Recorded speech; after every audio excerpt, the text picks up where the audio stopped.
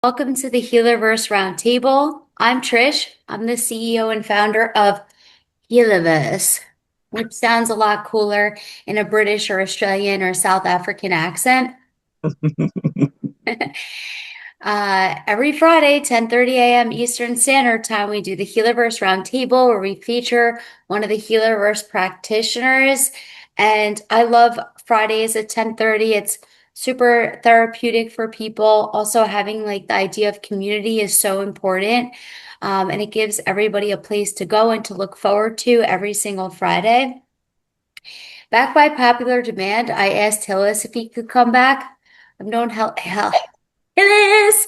for like a couple of years now, and he definitely has superpowers in my experience in helping people to really dig deep into like what some things are maybe that are in there from his intuition and I would say even psychic abilities. He's also very much so an extraterrestrial, and I hope that's okay to say that and to introduce him like that, but honestly, he's also a genius. I was just with him maybe a month ago and we had a really good time. He took my phone and made some purchases.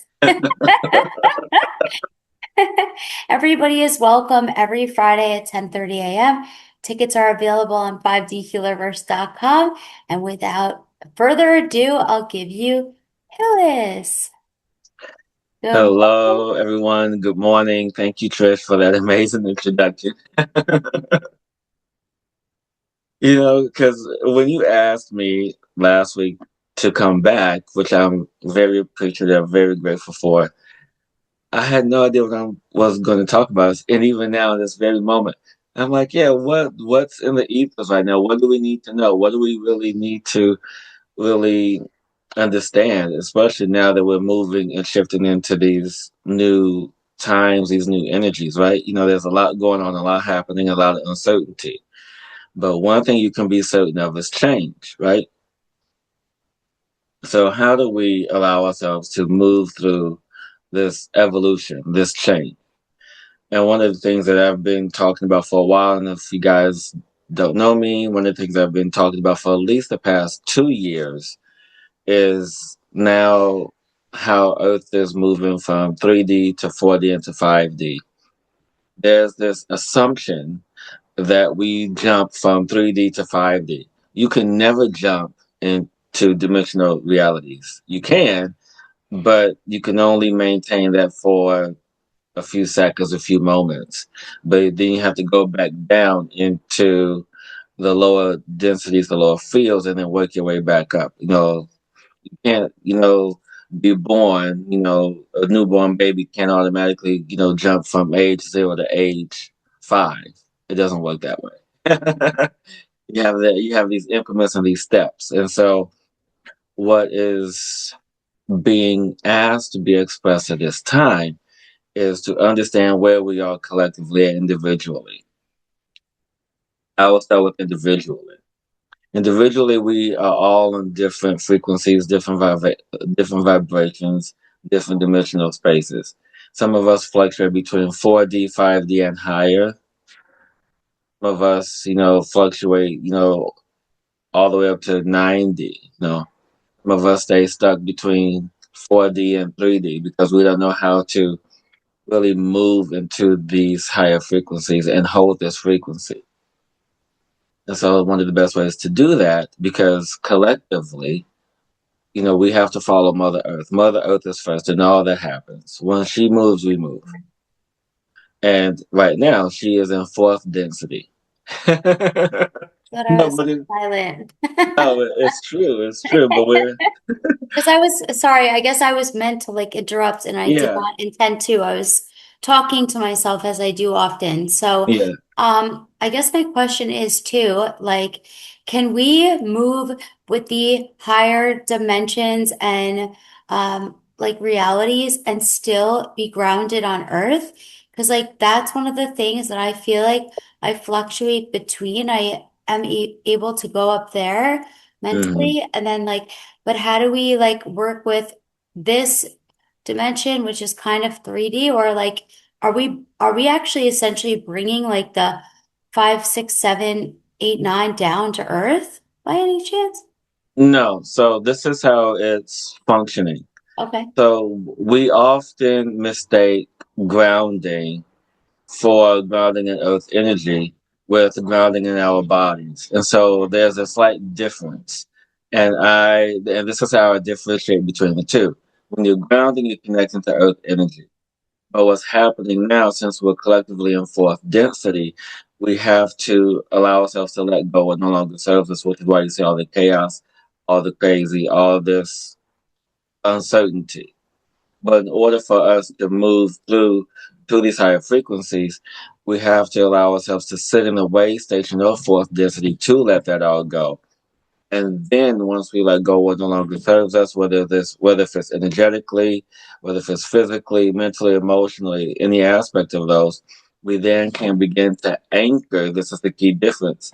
Anchor in the higher densities and frequencies in ourselves, meaning that we can achieve five density, we can achieve fifth density, sixth, seventh, eighth, ninth, and higher densities as long as we anchor in into that space.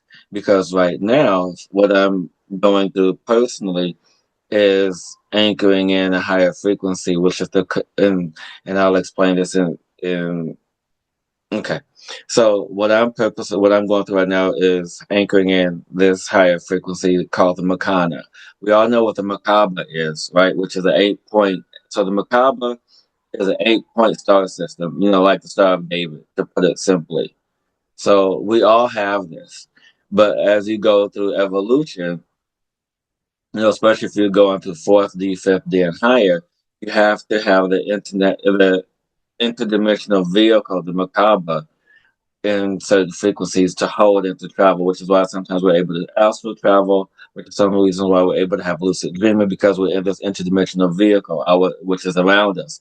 So you have these energetic systems. You have your chakra system, you have your meridian system, you have your 7 layer auric system, and then outside of that, you have your macabre. But in this case, with me personally, I am working through the Makana, which is a 20 point star energetic system. So this is, you can't really see it, but this is a 20 point quartz crystal. And this is a representation of a 20 sided Makana. So Makana is the next step above the Makaba, which is life force energy.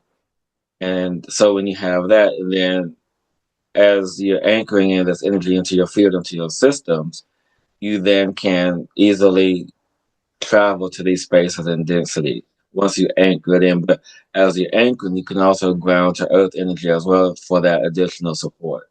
Does that answer your question?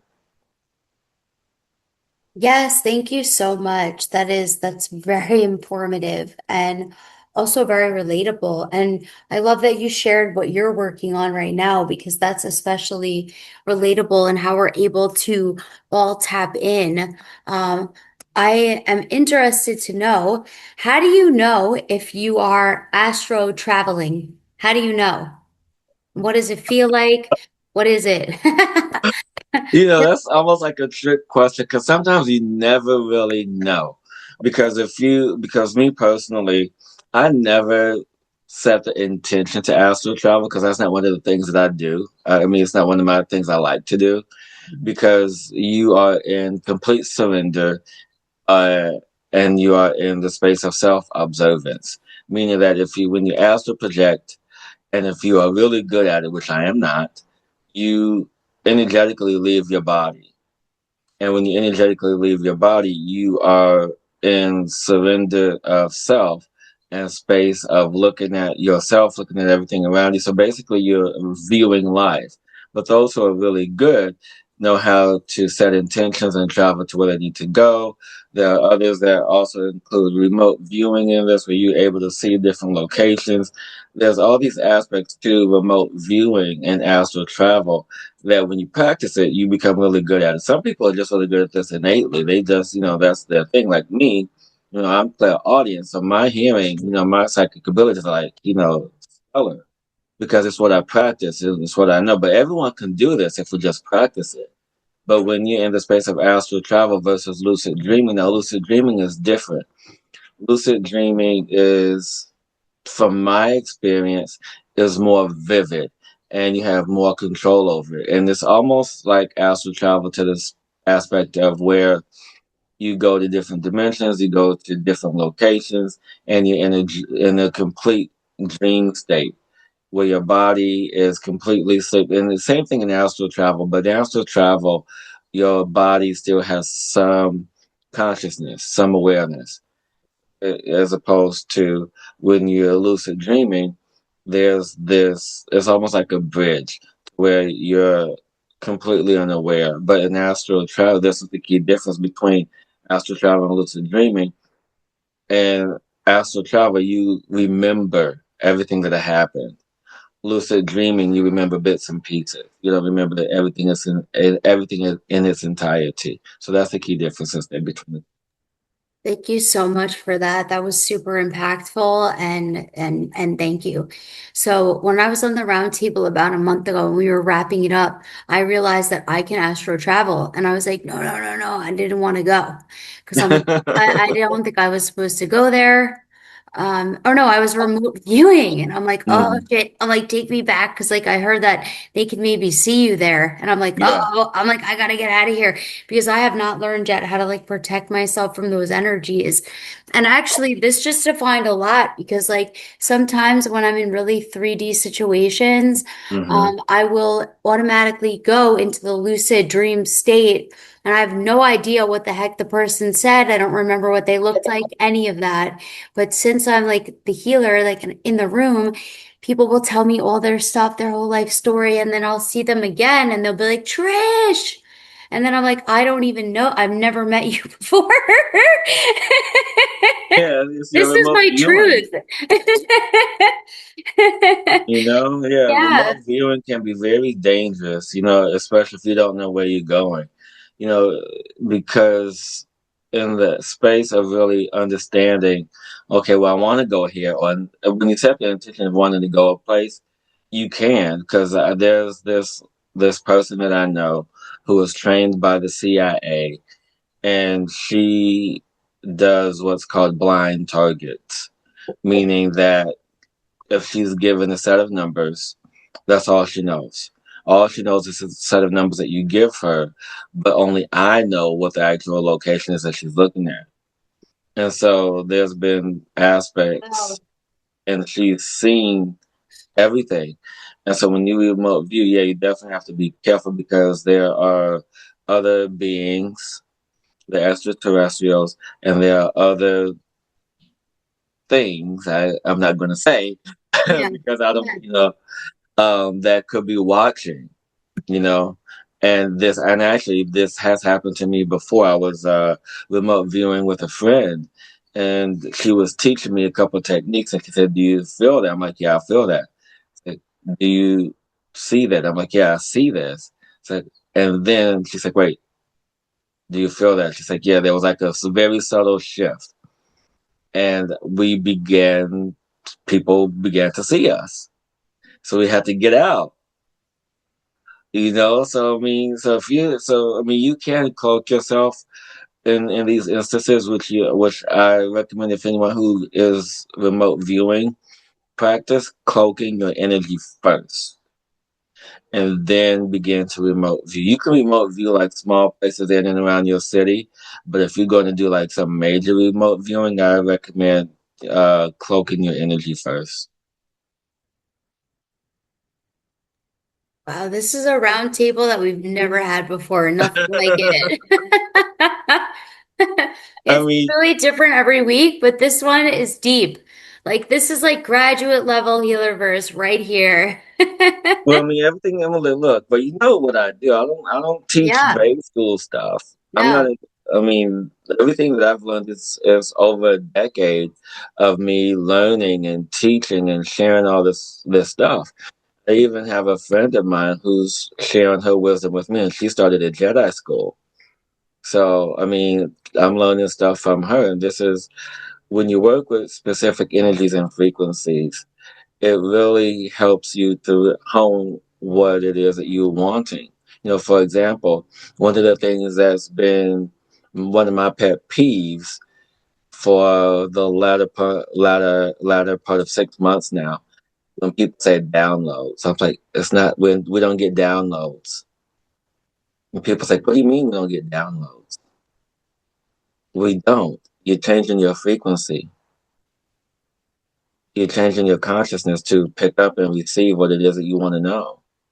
Oh, It's not a download. I mean, it's like we change the station all the time. Like we change the station, change the movie, we're changing the channel all the time. So when you are able to hold a specific frequency long enough, which is what I'm doing now with the Makana, you're stabilizing your field. So when you allow yourself to work with a specific frequency, whether if it's indigo ray or blue ray or whatever, or a specific geometric structure, when you allow yourself to hold that frequency long enough, you open yourself to receive the information that is in that field of frequency. Like when I go to the Akashic Records, people don't know the Akashic Records is a living field. It's a living field of information. And that living field of information is constantly in flux, which is why people who are psychic always say this is the potential, meaning that there's the main timeline, so to speak. There's this main thread of information. Then there's all these other potentials based on the choices that are made from it. So when you understand that this is living energy, just like everything else, when you hold the field and frequency, you can then tap into it. Just like when you remote view, you have to maintain a certain frequency to see and all that information. So that's why it's important that when we meditate, when we go on these spaces, it's important to hold that frequency. We'll never get downloads, just changing our frequency to tap into that specific field of information. I have to integrate this part of the conversation. Look, Natalie's she's smiling. Yes, exactly. Natalie, let me see your beautiful face, my dear. Oh, what a beautiful photo. Yeah, And so like I guess instead of it coming to me, I'm going to it, is what you're saying? exactly, exactly. Interesting. Okay. Because we often Oh, talk about holding, we often talk about, uh, what you talked about earlier about, us bringing the 5D and the 6D, 7D to us, grounding into us. So think of it this way. So this is how I was taught as a psychic, especially when I channel energy and information. So you have, so right now, collectively, we're in fourth density. I could transverse to five density, 6, 7, 8, 9, and higher if I need to. So in this corporeal vessel, this human being, I'm allowing myself to raise my frequency, my vibration to a certain point as high as I can go to receive this information. And then those who I'm working with, they bring that information down to me. They meet me at the same level. So they come down and I go up. So we meet somewhere in the middle. So this meeting of energetic frequencies allow me to receive what I need to receive. So when we remote view, when we, talk to our guys, when we do all the stuff, we're raising our frequency to a certain point so that they could come down and meet us. And that's how this energetic shifts and the information, this receptivity of information happens because we are allowing us to raise our frequency, our vibration. And then when you're in that space, you create this field of resonance. That when you're in this field of resonance, there's the higher frequency, there's you, there's the beings, there's everyone who's in this space of resonance. So think of it this way too. So you have your cellular structure, right? And in the middle of your cellular structure is the core, your DNA. And so in that core structure is all the information you need, everything that you have, all of it. So that's us in a human vessel, this human being. So the cellular structure is mimicking our field. So DNA in the cell is us, the physical body, right? And then you have the mitochondria, you have, which is the power of the cell, which is the brain, the storage information. Then you have the cellular membrane, you have all of this stuff surrounding it. So same thing. And the human body, the DNA is us. And then we have our auric field, we have our macabre, we have all these fields surrounding us. Though it's invisible, we can't see it, but we know that it's there. And so when you have all this information and energy around you, you then can tune into that frequency and hold that field. And so field and resonance is interchangeable. So when you have that resonance that in the field, everything can coalesce and Mm. vibrate at the same frequency. You understand? And so then when we're vibrating and have a coalescence, we then create the space of cohesion. The space of cohesion then is the space where we hold the frequency long enough, mind and heart and then gut. When we hold these frequencies long enough, we then can allow ourselves to expand out to receive this information. It's a process.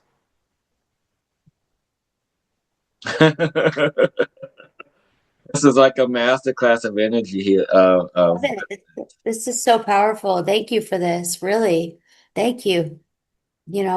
Every time I join the round table on Friday, my connection always goes up or down. It comes down. Love that. I love that.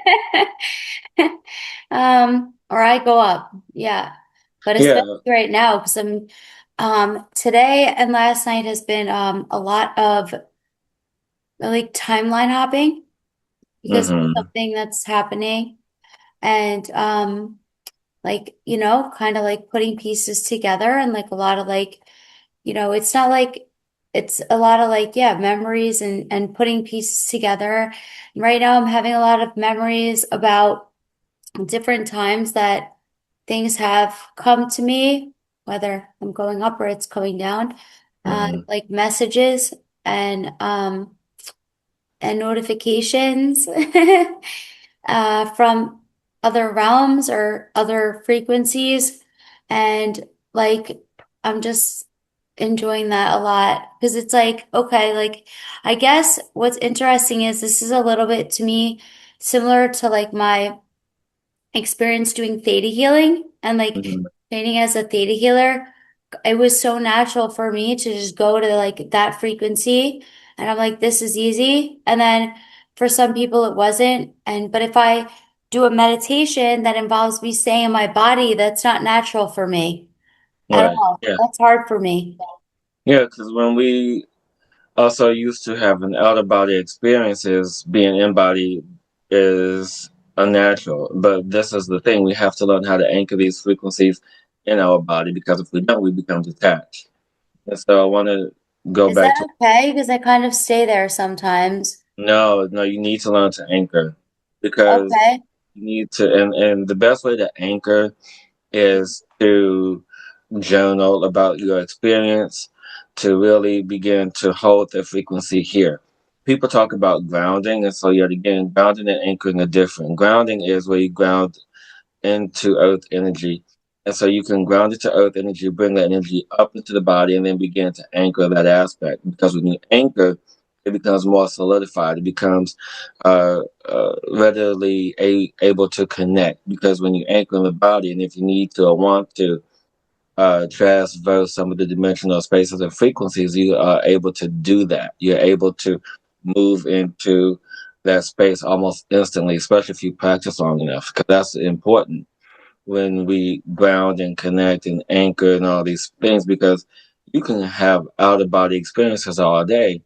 And then if you're out of body, you then have to learn how to anchor, then get back into the body and do this. So it's all these little steps, all these thought processes, this level of consciousness and awareness that we have to have when we do these things. What does it feel like to anchor into the body? A really good question. I do it automatically now. I don't even think about it.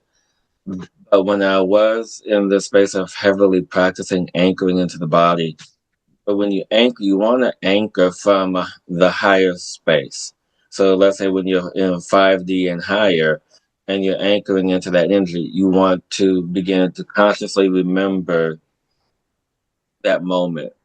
You want to consciously write down what you felt, consciously write down what you heard, consciously understand the energetic shifts and movements, in that space. It's almost so to the best way I can explain it is if anyone who's ever had a plant medicine journey and you're at the peak of this medicine journey and then you're on the back end of your medicine journey and you're coming down, almost like this euphoric space, but it's a space of great clarity. I mean, it's like precision, pristine, precise clarity that you have about your experience. It's about who you are. It's about recognizing your own power. Because sometimes when I am in meditation, or sometimes if I'm doing a special meditation, especially around solstice and equinox energy, like, oh yeah, I remember that. And when I remember that, it's like, yeah, I'm in my power. I'm in my power. I'm in my power. It's an elevated sense of view. It's like you are fully embodied in your soul presence. You're fully embodied of your energy. You're fully aware. And there's a caveat to this though too, because when you're in that space, some people constantly chase that high, that connection, that feeling. Because when you're a newbie, everything is like brand new. It's like, oh, I want to feel that. I want to feel it. I want to feel it. I want to have that experience again. But then it's not the same because you're at a different level. So then when you get to the next level, I'm like, oh wait, I want to feel that again. So be comfortable with who you are. Be comfortable in the presence that you have with self in self. And when you have this presence, you then can just be in it. But life happens, life distracts you, and it's fine. But just don't go chasing these quote unquote highs. Don't go chasing these energies. Just allow yourself to consciously shift into what feels natural and allow that to be the space of remembrance of you embodying your power. Whether if you have a magic word that you say or a magic phrase that you say that to help you bring you back to that. That's part of what anchoring is. Anchoring is that space of remembrance of you feeling where you begin to sit upright and then you begin to like relax. It's like, yeah, this is me, my soul, this is my power, this is who I am. And power not in the sense of, wanting to have power over someone else. The great masters always taught we always seek to have power over self first, to be masters of self. When you have the mastery of self, then you can be able to share that information with other people. Yeah.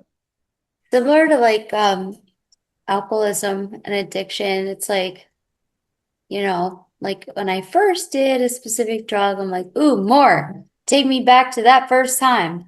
Yeah. Exactly. And then I had Exactly. to obviously like stop everything because it was starting to harm me. But I guess that could happen with anything.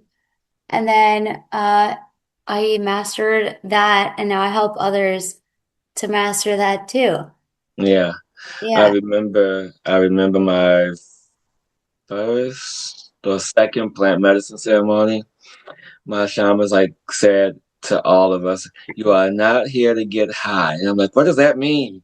And I didn't know what he meant until I actually went through that ceremony that night, and I'm like, "Oh, I understand now."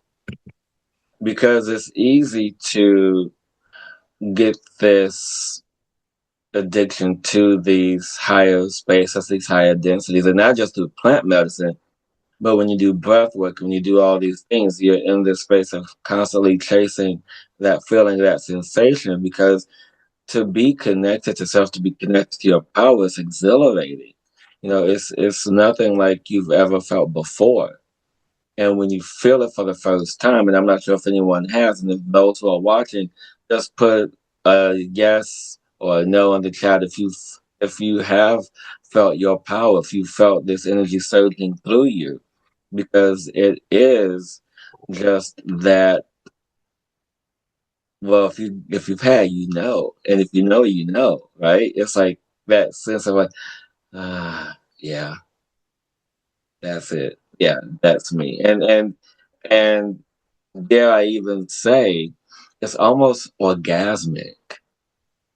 You know, it's almost orgasm. No, it's not almost. It is orgasmic when you step into your power. I'm not gonna. I'm not gonna. I'm not gonna sugarcoat it. I'm not gonna lie to myself. It's orgasmic when you're in that space of like, yeah.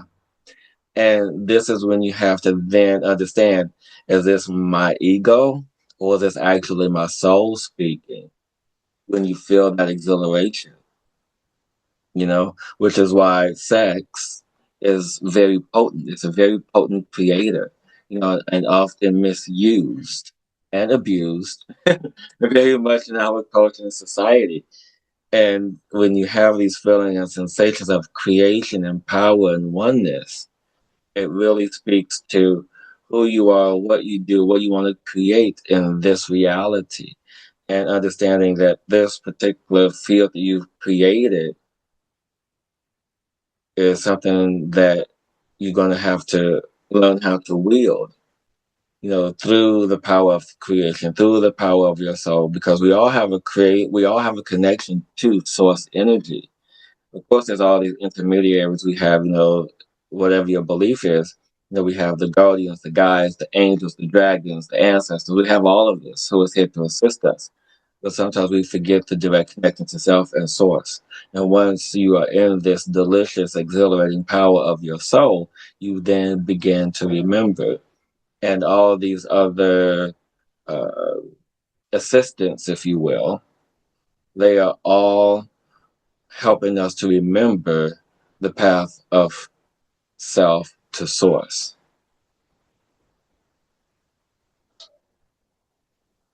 Yeah. Wait. It wouldn't let me unmute. Yeah. So Yeah. basically, heal yourself, get right with your own version of source, and whatever you want that to be, Hmm. and then you can help others through it. Exactly. Exactly. Exactly. And speaking of, I don't know why I'm just being guided to put it out there.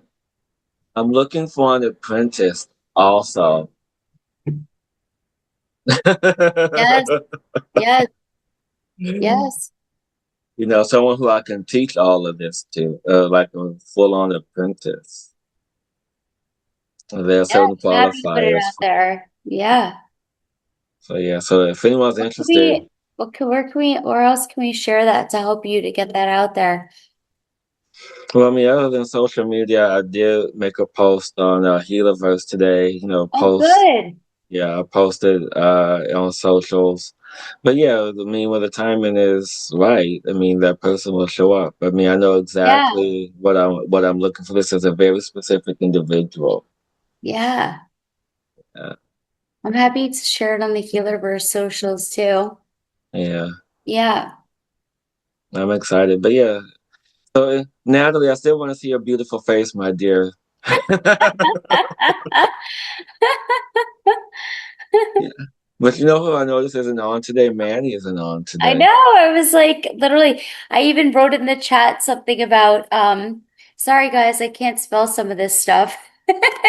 And I've never done that before.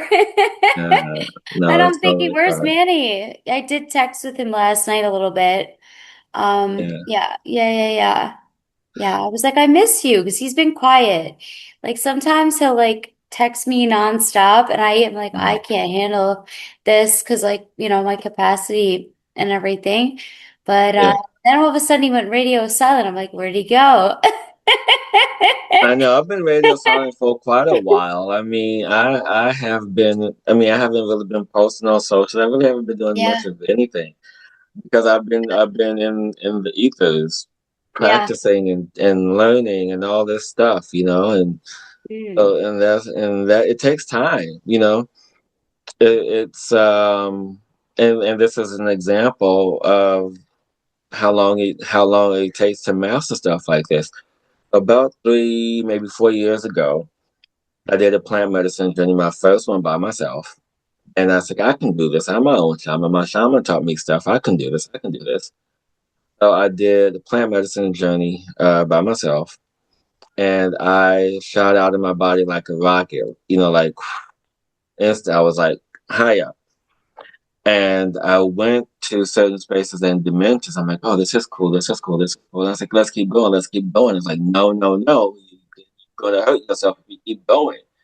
And the reason why I say that is because we can, do damage to our nervous system. We can do damage to our meridian system if we are prepared properly, especially the higher we go. And shortly after that journey was complete, I received this one particular symbol. And I got confirmation just this week But mind you, this was 4 years ago. Received this symbol called Merkana. I'm sorry, not Merkana, Merkara, which How is do you spell it? Merkara. So Mer space Ka, right, exactly. So that's the next level after Merkana. So I'm at Merkana right now. So 4 years ago, I reached that level. Merkara was able to hold that frequency for a very short time, just for a few seconds. But it has taken me about 4 years to get to this level again. Oh. This is the similar to the crystal that you showed us earlier. Right. So yeah, the Merkana Oh, is 20-point star, and the Merkara, I believe, is a 40 or I think it's like either 40 or 60 point. It's either 40 or 60. I can't remember. wow. Yeah. So when you have these geometric shapes, when you work with them, it's very challenging because you have to understand the connections and the points, and in order to do work with these geometric shapes, especially these higher frequencies, your field has to be clean. Your field has to be clear. You have to Mm. and get to know you in your field, which is why it's important to clear all entanglements, to clear all infiltration, to clear all intrusions, to clear anything and everyone out of your field. Now, mind you, friends and family, you're around them all the time, but it's you have to know your own energy. And when you know your own energy, you then can get to these spaces of higher frequency because you get to know you. And when you know you, it's like, okay, this is my energy. Okay, no, that's so and so's energy. Okay, so you get to know, which is why in the work that I do, it's very, very important for me to distinguish my energy from my client's energy. To understand, okay, this is mine, that's theirs. And then when you're working in their field, to disentangle, to cause all this stuff, you have to be very precise, because if you do something or undo something, it could cause chaos in the energetic field. And then if you do anything if you do anything in the energetic field, it can also result, and 9 times out of 10 also results in the physical space as well. So when working with energy, you have to be very careful. This is powerful. Yeah. Yes, exactly, Marielle. I just read her comment that she said she's discovered through her own plant medicine journey not to put stuff on herself too soon. Yeah, because if you're not ready, you're not ready. I mean, it's nice to have glimpses here and there of what the potential is, especially when working with these higher frequencies. Because now that Earth is transitioning into 5D, because keep in mind, we are in fourth density, people. We won't be in fifth density for some time. And in this time, fourth density, we got to get our shit together. Wow, thank you, because that was my next question.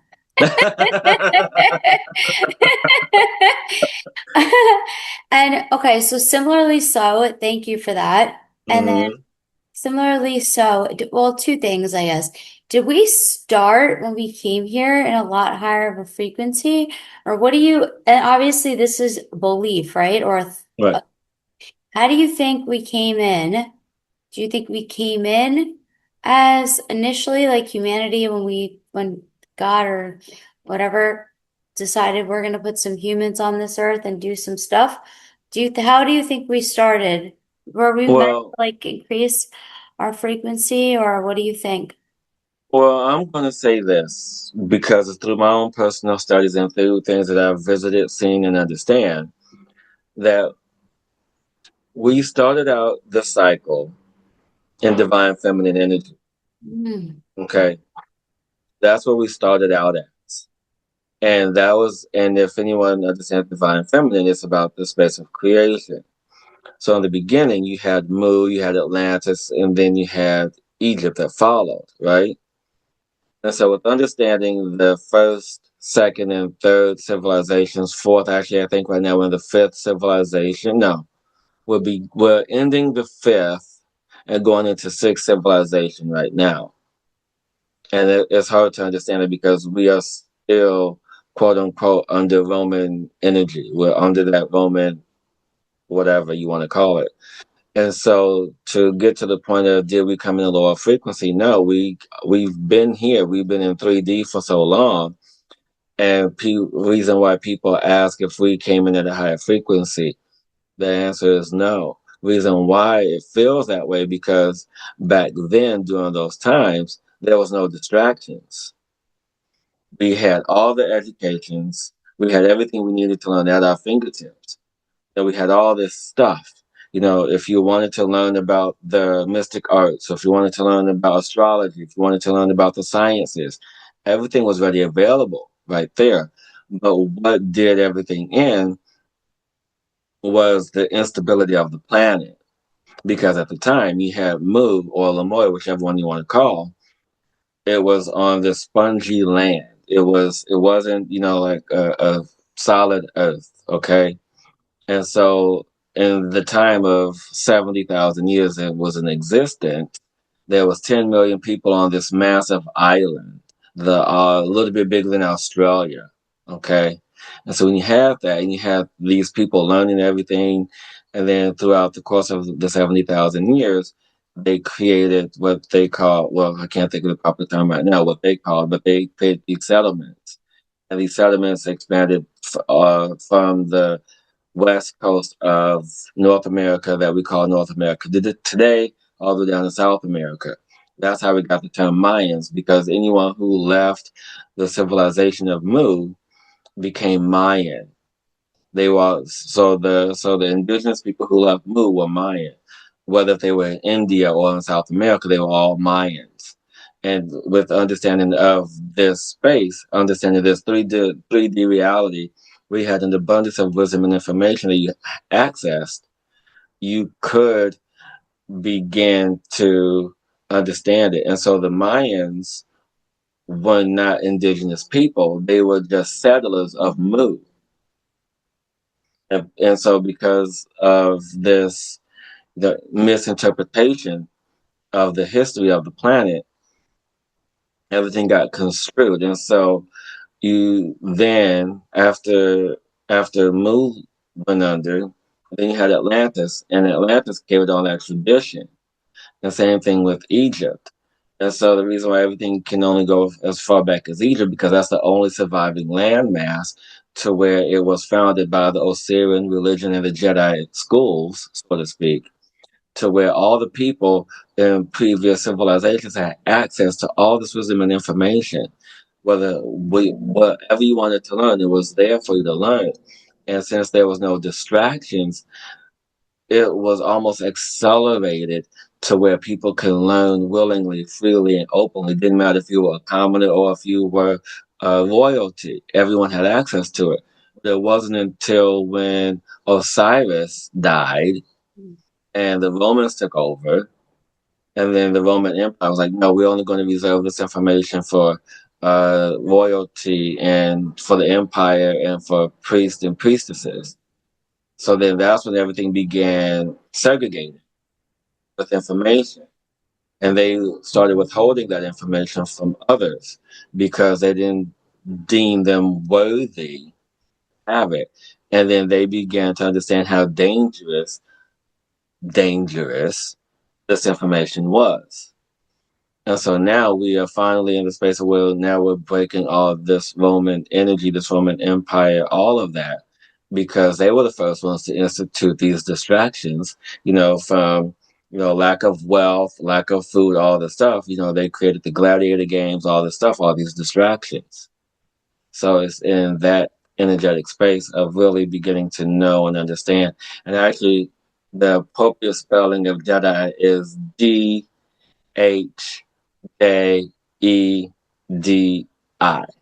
That's the original spelling of Jedi. And so this is in the understanding that now we are now moving back to that because I was an emperor of Mu. I was a scientist on Atlantis. I was a high priestess in Egypt. I mean, there's nothing that I haven't done, you know? Yep, you're right. Literally, Yeah, it's this is so informative, but also um yeah, a bit of a blast from the past too. And it's yeah. kind of like putting together bits and pieces of different teachings that I've heard you speak to, and also maybe dripping stuff that I've heard from others too. But you have such a beautiful way of explaining everything to us. And so that's super interesting. Wow. Yeah, I mean, I've been reading about this stuff for a while, and then when I have journeys, some of it's actually confirmed in the journeys that I take. And it's just when you always have to be open to receive the wisdom that you've asked for. It just flows and it makes sense. And then it's like, oh wait, I remember that because I even have a book that I keep of sacred symbols that I utilize to uh, have access to when I work with clients, work on myself, work on all of it. It's all the information is there. There's a purpose to every shape, a purpose to every structure. I mean, you guys can go check out my YouTube channel where I talk about Mu, where I talk about the sacred symbols of Mu. And right now, I'm even reading about the Dogon tribe, and I've been wanting to read about them for a while. And the Dogon tribe are the keepers of Syrian energy, of Syrian information. And if you know anything about Syrian or Sirius, A, B, and C, they are also connected to Lemurian energy, which is the first civilization. You know, and go and just even take it a step further. If you guys want to understand Agatha and Shambhala, you know, there is all that energy there as well. So when you understand the patterns, right, of each civilization, you know, everything begins to make sense because everything is patterned. And now going back to your question, to answer even more of your question, you know, because first few civilizations was divine feminine. Then with the Roman energy, we moved into the divine masculine, right? Now that I believe we're about to enter the sixth civilization. Everything has to be balanced and harmonized because if it's not, it's going to move back in the way of Atlantis did, simply because if we become too tech heavy, because that was Atlantis, and Atlantis was tech heavy, it's going to create an imbalance, and things are just going to start going under and start destroying itself. And so we have to have that balance. I don't care how fancy, you know, how amazing tech is. If we don't have that earth element, the nature element, we won't be here that long after. You know what I'm picturing right now? Like, since you started saying to answer your question, and you said about the sixth civilization, I'm envisioning the yin and yang symbol, right? And like, then you're speaking to tech. So, like, the vision that I'm getting is like, and this is my hope, is that as an Aquarius, nonetheless, is that Mm, like tech runs everything and we're able to go back to our roots and go back to playing in the mud and go back to being like one with the land. And like it is like a super sophisticated matrix type situation, but everything's not all robots. Like the robots just handle stuff. And then we're able to go back to community, to go back to conversations, like, not that it's a side thought, but that comes first and foremost because we've been missing that exactly. for so long. Yeah, Exactly. yeah. For quite a few millennia to be exact. I mean, people often try to date back Egypt. Oh, damn. And I mean, people, and the only reason why people stop at Egypt because there's no concrete evidence of any other land. But when people dive deep into the oceans, they see these statues, they see these pyramids, they see all these things that's underwater. Well, yeah, hello. I mean, Egypt, Africa was not the first continent of creation, you know. And when I first read this, and a lot of Black people. I could say this. A lot of Black people say, it's like, what do you mean this is not the motherland? I mean, because it's not. Because you have Mu, who was first, and on this massive landmass, it had 10 million people, the same as Mexico, if not more. So Mexico City has about Australia. 10 million. Well, no, well, even more than this. So granted, now we have 8 billion people on the planet, but at the time, 10 million people on one landmass, that was a lot. And so there was 10 different tribes in Mu, and they range from every single color to you, to me, to the deepest brown skinned person possible. And even there in the not southern Polynesian islands, I'm trying to think where is it at now.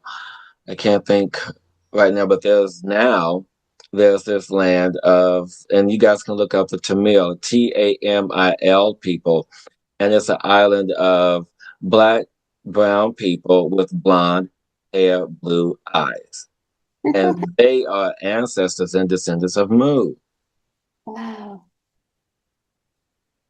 I mean, when you have all this evidentiary proof millennia later, I mean, it only makes sense. It's like, well, okay, where am I going to find this from? Even the people in Easter Island and the South Polynesian Islands, and even some of the people from the Philippines, they're also direct descendants of the people, ancestors of Mu. Wow. Because you have all this, the information was moved to South America, mostly Peru and Bolivia. Mm. Also, the information is on tablets that's in Tibet, in India. So you have all this information that's just out there that's been around for millennia, for centuries, and people don't even know it exists because it's been hidden for so long.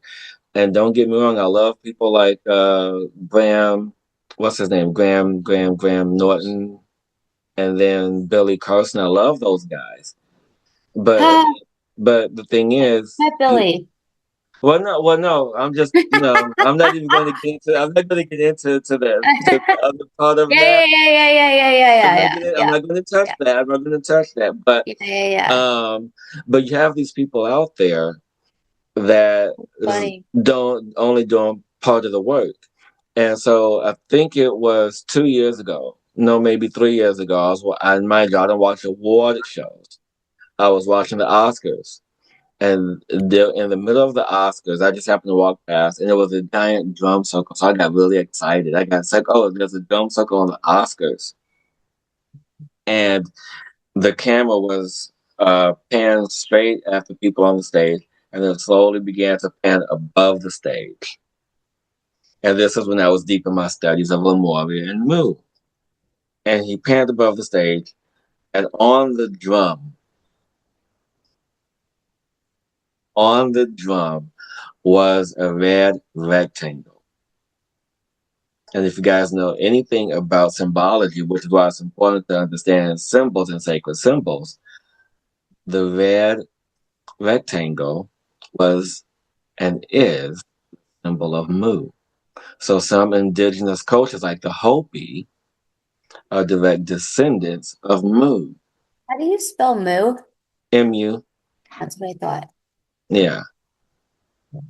So I mean, so if you guys are curious and want to know more about Mu, definitely check out James Church Ward's stuff, or go to my YouTube channel. And I did 5 interviews with my friend Bryce Watson, Esoteric Atlanta. We talk about this. We was like 5 different interviews. I mean, you guys can read if you guys want the cliff notes. How do we get more of you? I love this. Can we do this every week? Oh yeah, I mean, if you guys want to learn more, I mean, look, Definitely. Yeah. you Oh know my what, God. Oh, you know, wow.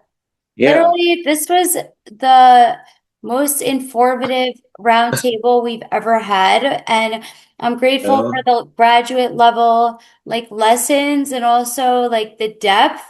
And I'm grateful for everybody that's here today because today does feel like a really powerful day. One of the reasons that we have Healerverse is because there's so much out there, and how do you find it, and who do you work with, and like who can help? And Hillis is a perfect example of that. So we will see you next time on the Healerverse Roundtable.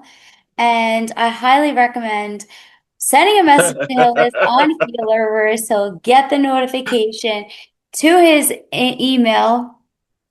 And if you haven't yet, check out 5dhealerverse.com. We're doing big things, big things. And is there any last final words before we stop recording? That was so interesting. I love the history lesson. Yes. I'm very intrigued right now. The chat was Beautiful. blowing up the whole time. Yeah. Just remember your power, remember your light. Yes. Sometimes it's Amazing. just that simple. Thank you guys. We'll see you on Healerverse and good day. Mm. Bye.